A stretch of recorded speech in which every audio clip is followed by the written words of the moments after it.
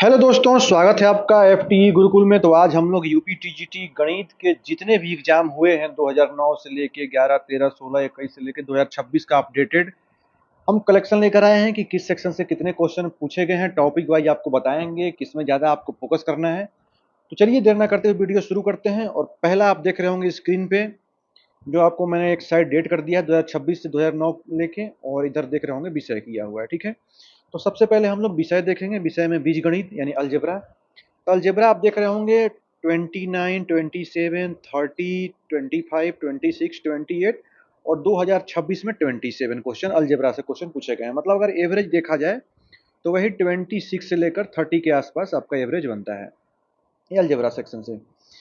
उसके बाद कैलकुलस में देखा जाए तो 2026 में 26 क्वेश्चन पूछे गए थे, 2021 में 25 क्वेश्चन, 2016 में 27 क्वेश्चन।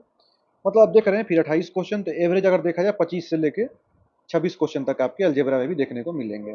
ठीक है, अब हम लोग देखते हैं कोऑर्डिनेट ज्योमेट्री में। कोऑर्डिनेट ज्योमेट्री आप स्क्रीन पे देख रहे हैं। कोऑर्डिनेट ज्योमेट्री में 24 क्वेश्चन 2026 जो अपडेटेड 3 जून को एग्जाम हुआ है। उससे पहले जो 2021 में हुआ था उसमें 22 क्वेश्चन पूछे गए थे। उसके बाद उससे पहले 16 वाले में 24 क्वेश्चन। मतलब कुल मिलाकर ऐसे ही एवरेज अगर देखा जाए तो वही 22 से लेके आपके 24 क्वेश्चन एवरेज कोऑर्डिनेट ज्योमेट्री में पूछे गए हैं।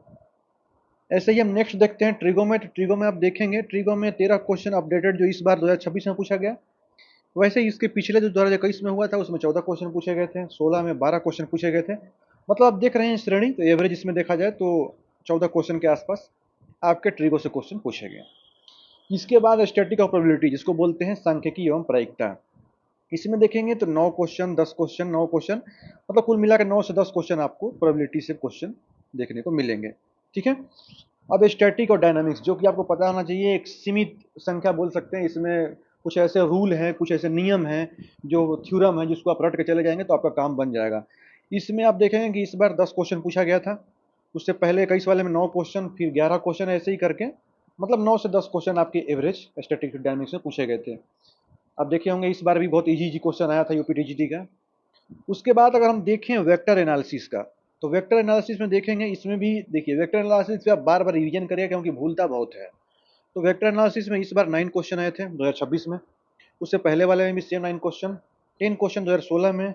ऐसे ही 8, 11, 9, 10, मतलब 9 से 10 क्वेश्चन आपके वेक्टर एनालिसिस से पूछे जाते हैं।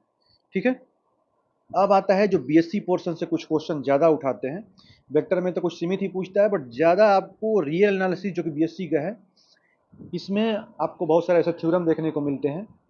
तो इसमें कन्वर्जेंट डाइवर्जेंट से क्वेश्चन दे देता है, उसके बाद इन्फीमम सुप्रीमम पूछ देता है, उसके बाद देखेंगे वे ओल्जानो बेस्टास थ्योरम से क्वेश्चन दे देता है। तो ये 7-8 क्वेश्चन ही है जो चुनिंदा है ओल्जानो बेस्टास थ्योरम से, जिससे मैंने बताया कन्वर्जेंट, जो भी मैंने टॉपिक नाम लिया इसको आप रट के चले जाइए। मतलब 7 से लेके 8 क्वेश्चन तक आपको ग्रेजुएशन लेवल का पढ़ के चले जाना है। आपको पता होना चाहिए टोटल 125 क्वेश्चन होते हैं। ठीक है, तो अब आपको बता दूं कि सबसे ज़्यादा वेटेज किसका है। तो आप वीडियो में लास्ट तक से बने रहिएगा। देखिए 2026 का अपडेटेड अगर देखा जाए तो 3 जून 2026 को जो डेटा आया उसमें 27 क्वेश्चन बीजगणित का और कैलकुलस का 26 क्वेश्चन, इनका दबदबा रहा है। मतलब 26 दूना 52, 53 क्वेश्चन तो यही हो गया आपका अलजेब्रा और कैलकुलस का। मतलब अगर ये आप तय कर लिए तो आपका सिलेक्शन का 60% हिस्सा तो यही तय कर लेगा। ठीक है, बीज गणित, कैलकुलस और निर्देशांक ज्योमेट्री कुल मिलाकर 60% हिस्सा, जो कोऑर्डिनेट ज्योमेट्री का भी काफ़ी महत्व है।